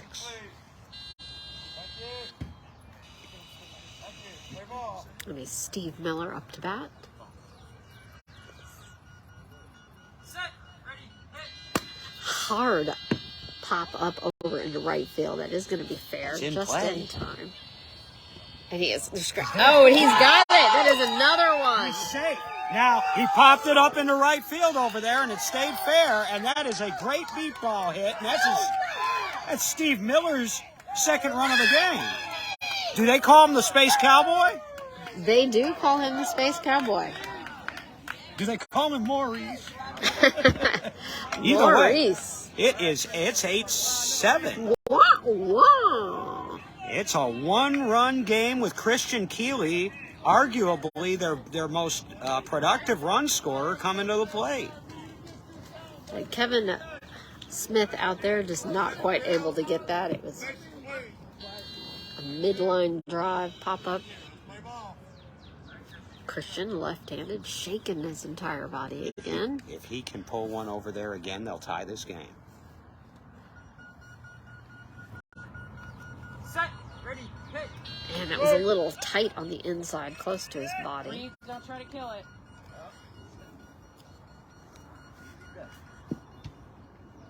Set. Ready. Hit. And another one really tight on the inside. 8-7, Thunder, top of the fifth, 2 outs, Cleveland at bat. Set. Ready. Hit. And this one dropping a little bit. Take that breath, Christian.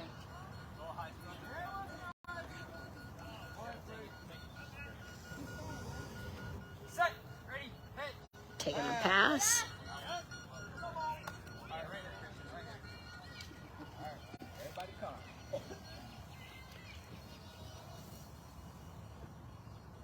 Set. Ready. Hit. And again, this time he was a little slow on the swing. It's going to be a strikeout. And that's the end of the inning, and that's a little unfortunate because Christian's a run-scoring threat whenever he puts it in play, but that's a strikeout. But tell you what, not bad if you're Cleveland. 3 runs in the inning. We go to the bottom of the fifth. It's 8-7. And if you're tuned into this stream, you picked the right game this morning. Definitely a tight game. Cleveland keeping it in there, staying alive, giving just enough hustle out there on that field to get those outs and to hold the Thunder down. And the Thunder will have the 3, 4, and 5 spots due in their order. Scheduled to hit, if they don't make any substitutions, would be Cody Jeffries, Mr. Smith and Ikram. Kevin Smith and Ikram will be up to bat.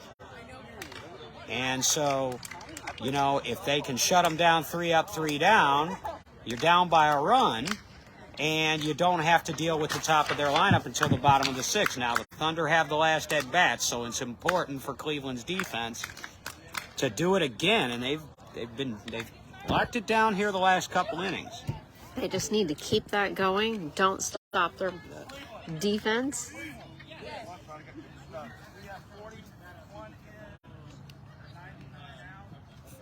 We have a substitution on the Thunder team.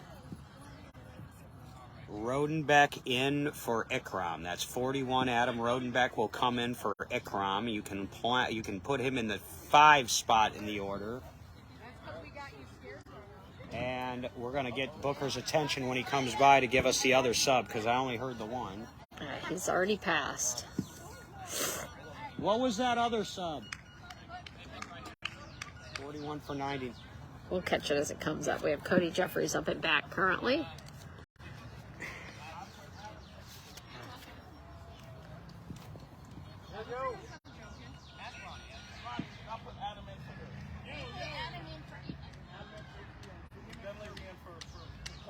Okay, so Dunleavy's in the 6th spot then for Toby Gregory.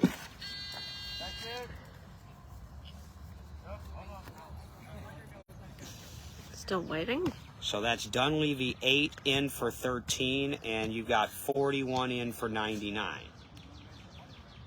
So that now will make Jeffries, he's in the 3 spot, Kevin Smith's in the 4 spot. You can pencil Rodenbeck in, and then if anybody gets a run in this inning, we'll see Chris Dunleavy. The Thunder are looking for some offense here. They've scored 6 runs in the first 2 innings, and then only 2 in the last 2. So we're on a tight one, 8-7. Still trying to get third base out there. They're beating on it a little bit. And again, if you want to learn more about the National Beat Baseball Association, visit nbba.org. That's nbba.org. You can also find the National Beat Baseball Association on YouTube and on Twitter. For those of you who use Twitter, I don't. And of course, right here on Facebook Live. So I believe lately they call it Twitter and Instagram are the young people's game, and Facebook for us oldies. That's what my children say anyway. I said, what are you trying to say here? I guess we've aged us both here. Yeah, we're a little bit out of the Twitter and the social media what's mainstream. the other one? Twitch? I don't know. There's all sorts there's of all them. kinds of them now. My children definitely tell me I am out of the loop. I am not cool anymore. Cool is not I can't say hip anymore because I'm told that is not the cool thing to say either. And I got in trouble for groovy the other day. For groovy. Apparently we can't bring groovy Hey, back. I like groovy. As Austin Powers would say, groovy, baby. Everything's chill now. Chill. Just be chill. Oh, a wonderful breeze coming back in. A very good breeze, actually. It is nice. Just would be nice if it stayed for a while. It keeps up all day. We'll be okay. All Yeah. right, I think we're back to action here. Cody's taking a deep breath, letting it out. I have Cody at 2 for 3 for the game. And pitch is under.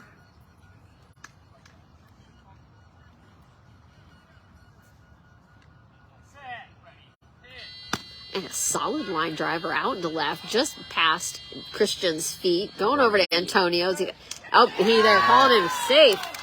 That was about a second difference. Wow, that's a bang play again. But Antonio, I feel like, still could have maybe been a little quicker. They got to work on that left field defense a little bit. If that's one thing that it looks like Cleveland, because they've been solid on defense across the field.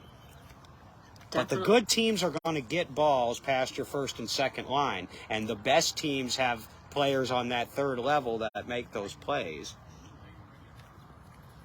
Kevin up to bat. And they're not going to look at it. That's a run. So, big insurance run there, 9-7. 3 runs today for Cody. He's settling in nicely. Now he's Kevin Smith. Oh, a hard high swing. Almost knocked his whole body out of the plate area. Readjusting. Pointing the bat out into center. And it's again swinging high, the ball under the bat.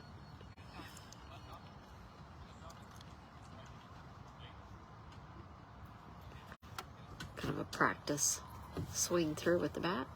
Fixing his gloves with his teeth. And again, just not quite connecting. It's a very high swing.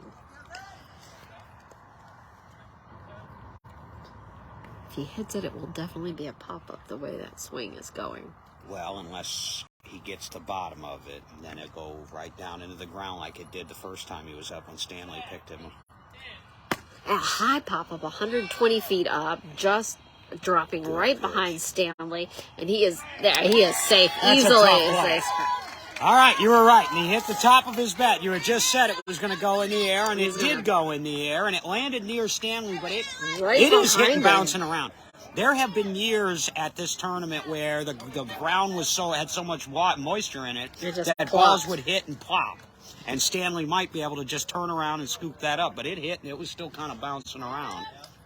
I was bouncing right behind him, and you had Christian running over there to go back, but it was just a matter of not getting it. Right, just, so he had so much air time. 2 up and 2 in, so those are some clutch pitches for Jared, and now it's 10-7, and now we'll get our first look at Adam Rodenbeck, number 41. Adam up at bat. Blue and white gloves. Early pop-up straight out into center, just right behind Stanley, still bouncing back. And they have him out. That would be, let's see, I'm trying to say 89, I believe. No, let's see, who is that holding it? They Bang, got their bang, arm. play. Nine. Oh, that was Jeff Dell with the out. 99, Jeff Dell. Jeff Dell.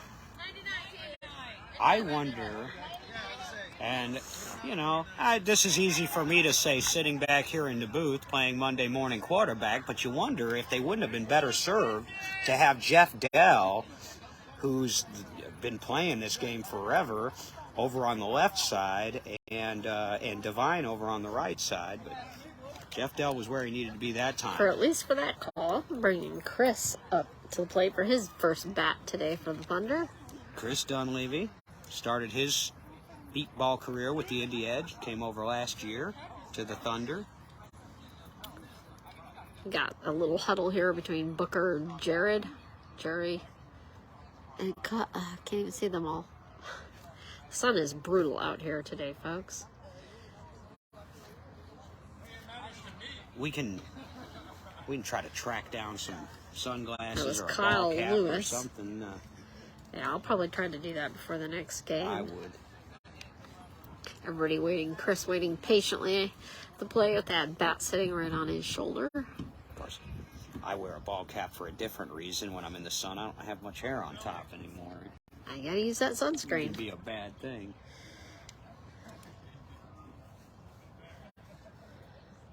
Still conferring up here. I guess As Kemp is out checking third base. Double checking, I think, on that last call. Yep, Yeah. still saying He's out. stuck with it. All right. Well, I thought there was a close one that went the Thunder's way last inning, and this one's close, and it goes Cleveland's way, so that's fine. They're even now, and that's 1 out in the inning. 2 runs are in. 10-7 Thunder lead, and now Chris Dunleavy. First time up at bat.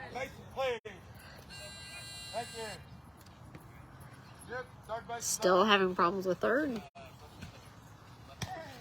Beating on it a little bit. And oh, look at that. It might have squeaked to life.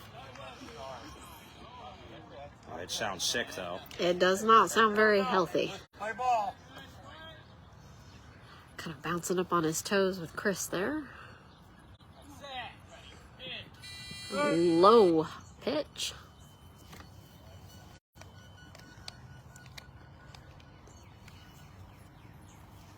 Back off the plate. Have a little bounce in the knee.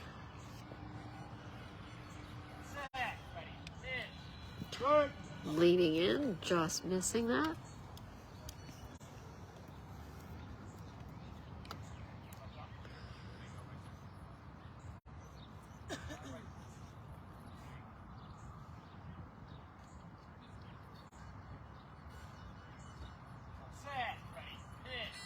Taking a pass. Interesting. He took that on the third pitch of the at-bat instead of on the fourth pitch. So we got a 1-2 count. And right on, it's a high pop-up over into right field. This is just trouble. behind. Yep, it's behind Kevin. trouble. They're not even close to it. He is safe. They were not even in the general area scrambling for that ball. You see the resiliency of the Indy Thunder now. They've gotten 3 runs here to match the 3 runs that Cleveland put up in the top half of this 5th inning. And so now we're back to a 4-run game. And top of the Thunder order coming up. And this is danger time for the Cleveland Scrappers. Gerald up to bat, patiently waiting. Trading that ball in. It does have kind of a high-pitched squeak to it. That's me again.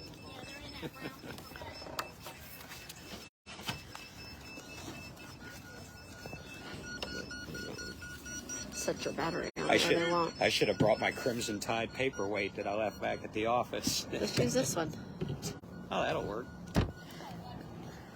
Multiple uses for those batteries.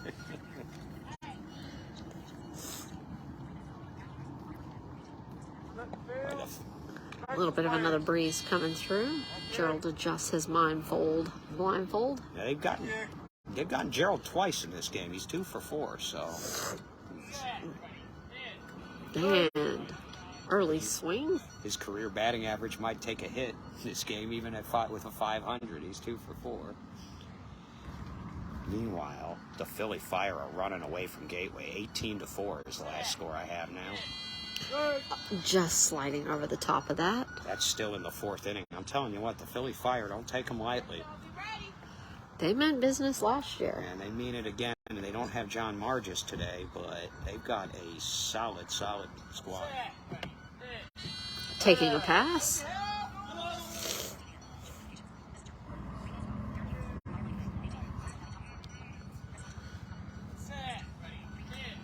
Hard plowed over into center field, dropping just me. And he's circles back around. It's an easy run for Gerald. He just moved right on down there, curved at the last minute, put his arm out, and caught that base. And we'll have to see if this ball is live, though, still. Ump is coming They out called to dead the ball field. on that one. We may be doing this again. That ball held up pretty well. I gotta say, we've been using that ball. I think. No, we had game just got it. That was the first one on that. Jared had just got Oh, that they ball. just changed Yeah, we had balls. just changed that when Gerald Well, come the up to bat. first ball we had was nice, and it Made it quite a ways. lasted a while. That one was dead on the first hit, Rosina. Wow. Good eyes there. I did not notice they did Yeah, the they ball had change. changed the ball out. Maybe they should have Maybe they should have waited. waited. Yep, dead ball. Oh. I'm gonna reset my counter here.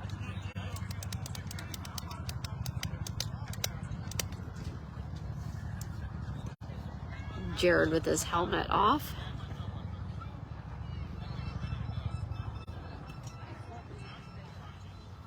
You can almost see Gerald standing there with his hand on his hip thinking, I can do this again.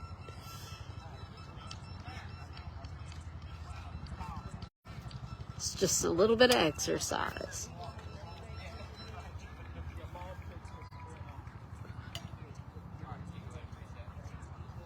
$13-1 Boston. I'm sorry, Bayou over Bayou. Boston.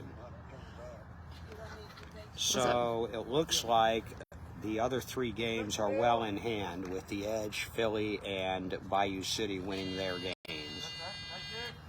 And this one, while it's not out of hand yet, it's 12-7. Well, no, that 12 might not, because Well, it's they're 11. redoing. It's 11. 11, Good call. sorry. It's 11.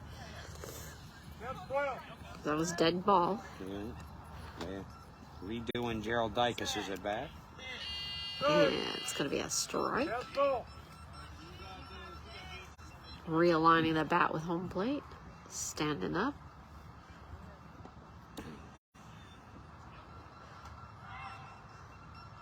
At the ready. High pop up again. Is this gonna? It's on the right. It's gonna nub it short, and they're scrambling. And he is safe. Lost control of that again. You know, again, though, not much time when the ball's in the air a little bit like that. And so Dyke is now 3 for 5. Now I can say, I think honestly, it is 12-7. It is now 12-7 officially. Still only 1 out, and Bueller and Jeffries coming up, who have just been bombing the ball, it seems like. Although Bueller was retired his last at bat. See if he can pop this one back up into the air again. We're setting the field. Mason, please. Thank you. So you're seeing the Thunder's strength here just in this first game. They will keep putting the balls in play and force you to pick them up. And Just another high relentless. pop up over into right, far right behind Christian, behind Antonio, and he's easily going to be safe. They're not even just now getting close to the ball. If anything, Zach Bueller seems faster than he was even when he was playing back in the Thunder Dynasty days. I mean, he just flew to that base. He was there in seconds. My goodness gracious. It's 13-7. And that's a 1-2 punch to be contended with, boy, when you got Dykes and Bueller at the top of the lineup. Now, you remember, they used to bat 2 and 3 in the lineup with Eric Rodriguez at the top until Eric defected over to the Edge. And now that looks like their top 2, and that's if the rough. left hand doesn't get you, the right one will. Having a deep team can mean a lot. Yeah. Can't base your whole team off of just a couple players. 44 out. Sellers, number 7. EJ Sellers is in. Okay, so So we're going to Sellers get a in look. for Kevin Smith. Yeah, we're going to get a look at their headliner rookie this year, EJ Sellers. Number 40. What number did they say he was? 44? No, 44 is who's going out, Kevin Smith. Oh, 7. 7. EJ Sellers has that magic number 7 for the Indy Thunder, which was worn by Eric Rodriguez for all those years, and by yours truly before him for all those years. Cody Jeffries. It's going to be a popping little grounder just past. They're going to have to come way up to grab this, and he is safe. That is really widening that lead for the Thunder. And that's tough. That's tough, Rosina. When they've been hitting balls deep, and then you get one that comes up, and on the first pitch he just doinks it over the 40-foot line. Yeah, that was maybe 10 feet out past Jared. It just a little crawler on the ground, and just getting there in time was not going to happen. 14, and now we will look at the first at-bat in the competitive career of E.J. Sellers, a high school student going into his senior year at the Indiana School for the Blind. He is an athlete. Got a chance to meet and talk to him yesterday. He seems like a really good kid. Real good kid. I think he's going to be a star. This is another one now that the Thunder have found out of the blind school, which has produced a lot of athletes here in Indiana. Pointing his finger out into center field. Back ready up at bat. The swinging, lifting that left foot up and bringing it down as he swings down. A little bit of a scoopy.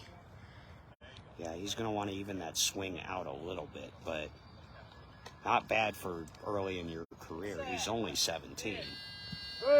Late on the swing.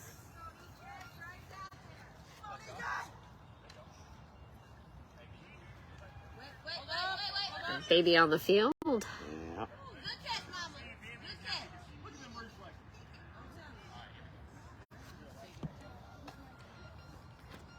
back ready.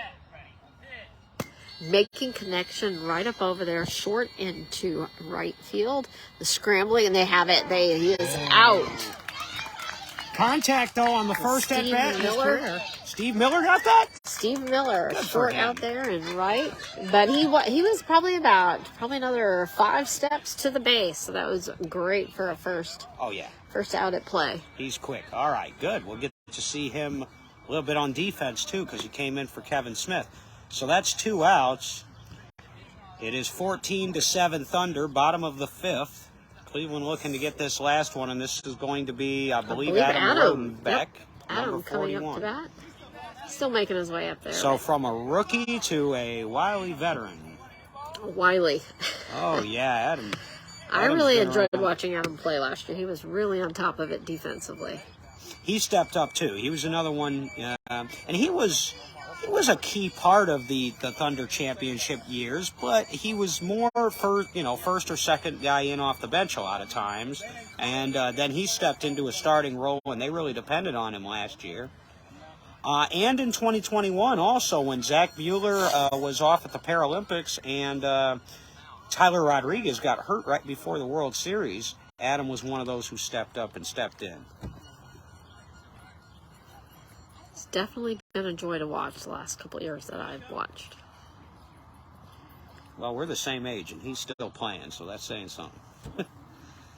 Well, I'm just not going to say my age, so I would not be out there playing.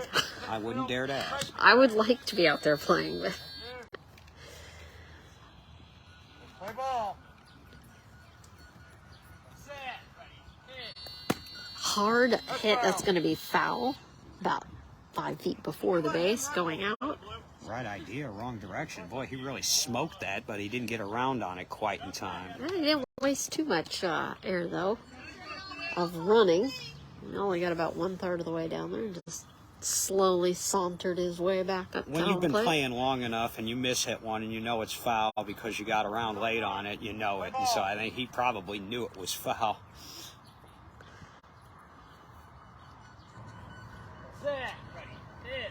Another clobbering, this time it's going to be on the third base side. Bouncing foul again, kind of the same, but he was much further down to the base. Well, the defense should probably just play him straight up at this point because he's gone down the third base line. Then very next pitch, he's gone down the third base line foul here. So if he can split the difference, might hit one right over Jared's head there. It's definitely getting him in the air nicely, not a high pop up, but just a nice, about 15 feet in the air high, and just plowing down there. It's just been foul. Taking a deep breath, shrugging the shoulders, and taking a pass.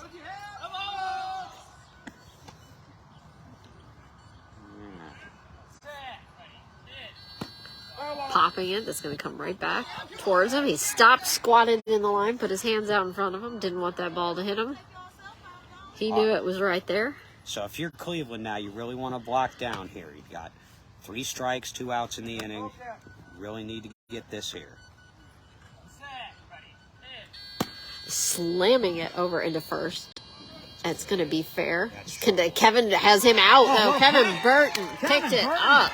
That is out. That's the old school KB right there. He ran right for it, didn't hesitate, knew right where it was. Slid in the grass, hands outstretched, just grabbed it up. Well done by Kevin Burton, and so that ends the inning, but the damage was done. I counted 6 runs in for the Thunder in the bottom of the 5th. Cleveland coming up in the 6th, last at bats, trailing by 7. They definitely are going to have to do some major magical work here to pull up even, much less pull ahead, and then have to hold the Thunder. Well, and I believe they're going to have the bottom of their lineup coming up here in the 6th. I think we're starting off with Kevin Burton. Burton, and then Stanley Griffin, and then Jeff Dell scheduled at the top of the order.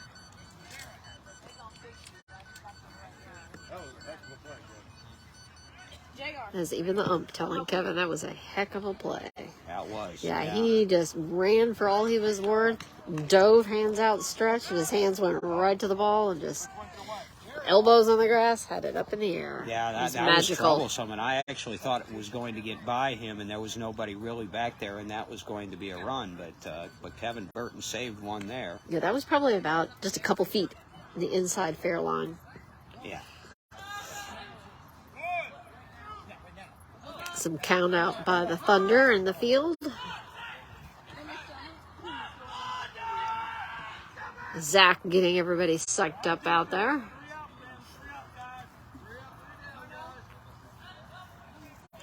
Kevin trading out bats.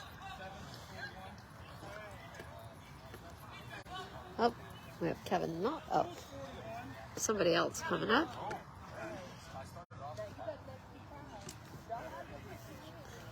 This is Wilbert Turner up at bat. Okay, wow, you talk about old school. Wily veteran. Wilbert was playing when I started playing in 1999. He was a part of some of those vintage Cleveland Scrappers teams with Jeff Dell. They're really the only two that are left from those. If he has any Acme products, since he's so wily in his repertoire here to score in some points. Well, regardless of how this game ends, I've been impressed. I think the Cleveland Scrappers acquitted themselves very well, particularly on the defensive side of the ball. I think that they picked up most of the balls that they could have. They didn't beat themselves today. The Indy Thunder are a little bit deeper, and they make a little bit more contact, and so there's a little bit of a difference there. But by the World Series, Cleveland's going to be a team that could sneak up on. They could definitely be sneaking right up. People sitting back thinking they have an easy game and going to let the Scrappers just slide up right on them. Yep. I would agree. Not even realize what hit them. Practice swing there for Wilbert. I had expect to see Nathan pitching today. Haven't seen him at all. It's been Tracy the whole time.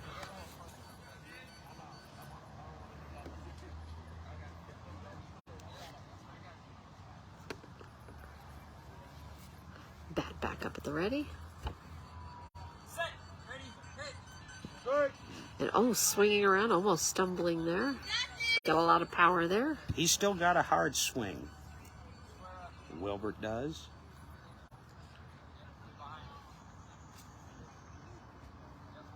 I believe he is in the NBBA Hall of Fame. Wilbert? Yep. Absolutely.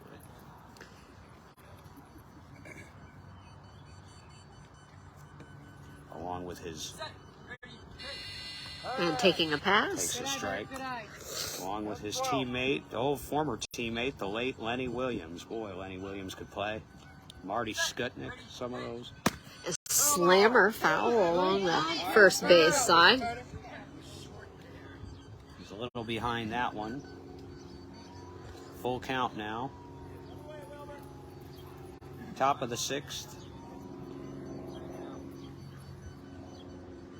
Got a plane up ahead. They'll play through it. And he's gone. Just one out. And is out with a fist slamming in the air out of frustration there. So the Scrappers down to their final 2 outs, trailing by 7. Stanley coming to the plate. Stanley's had a good game. Stanley, I have him scoring twice, and he's got at least 4 putouts. They've spread the love around on defense a little bit, though. Stanley's had a few. Christian's had a few. Kevin Burton's had a couple. Steve Miller had Steve one Miller for had sure. at least one. And Jeff Dell had one. It's a warbly sounding third. And Antonio had a bang-bang that they called safe, but... Oh, just a little early on that swing.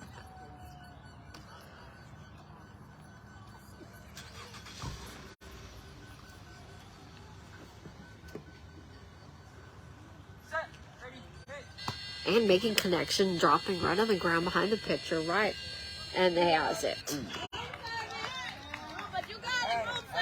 think that was Adam. Second out.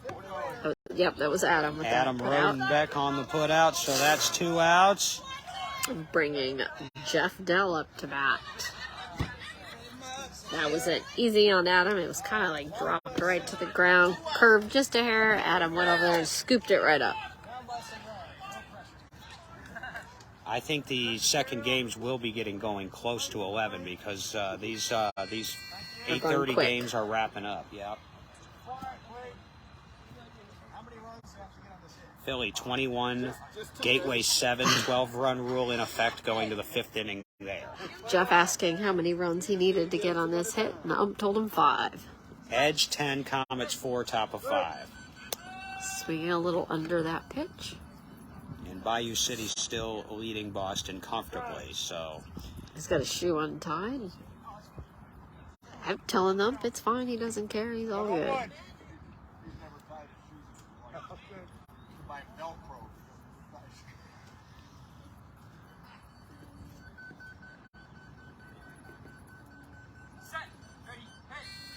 A solid plopper right on the ground behind the pitcher. Is Adam going to be there or Cody to pick it up? And they're and he is safe. Oh, and that took a little while. Might not got 5 runs, but he definitely got 1 up there on there for the Scrappers. Certainly.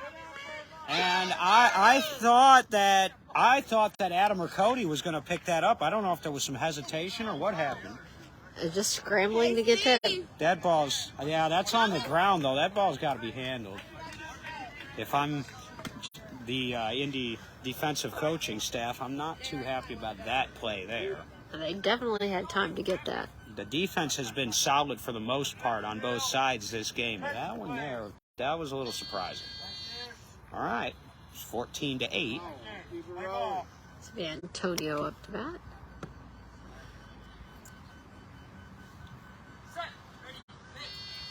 And high over the pitch.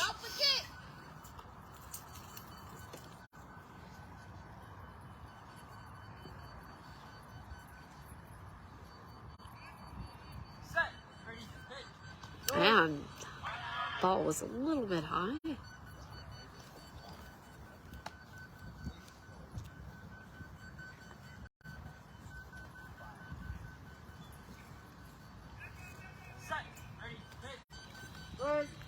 Dropping. The ball was just under the bat, kind of dropped there. That Philly Gateway score is shocking. Not necessarily because Philly's winning that game, but because of the margin. Yeah, that's pretty harsh for the Archers there. They're missing Kyle Bora, but still. That would take a pass, and I'm not sure if his brother is still playing with them. No, Sean won't be with them this year, but Kyle will be. He's just not here this weekend. Just not here this weekend. And that's is it. The ball game, and the final score from Game 1 here at the Indy Beat Ball Bonanza, the Indy 14 and the Cleveland Scrappers 8. Well, Rosita, not bad, though. That was a competitive game, and that was probably the most competitive game of the early games this morning. So props to... Definitely was a wonderful props start to both there. teams. Yep, and Cleveland's going to improve, and the Indy Thunder are going to figure out their huge roster, who their starters are going to be, and we'll be back, in about a half an hour or so for the second game, which will be Gateway and the Indy Thunder. And the Indy Thunder, absolutely. We're going to wrap up here with the congratulatory. Scrappers over here clapping as they come up in line. Thunder already in waiting as they do a good job and handshake. Thank you to everybody out there listening. We will see you in a little bit. Nice. Still on.